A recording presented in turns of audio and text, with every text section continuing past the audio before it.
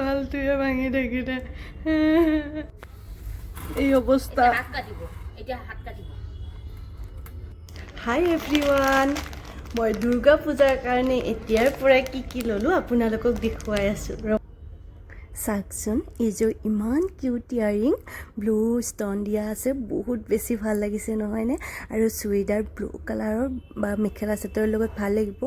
আৰু এইযোৰ pink colour দিয়া আছে পিংক কালাৰৰ লগতো বহুত বেছি ভাল লাগিব আৰু এইযোৰ টিকুট পেনি মানে আগৰযোৰৰ নিচিনাই কিন্তু এইযোৰ অকণমানি সৰু মোৰ বহুত বেছি ভাল লাগিছে কাৰণে লৈ ল'লোঁ আপোনালোকৰ কেনেকুৱা লাগিছে ক'ব আৰু এইযোৰ মোৰ ফেভৰেট হোৱাইট কালাৰৰ যোৰ কেনেকুৱা লাগিছে আপোনালোকৰ মোৰ এইযোৰ কিন্তু বহুত বেছি ভাল লাগিছে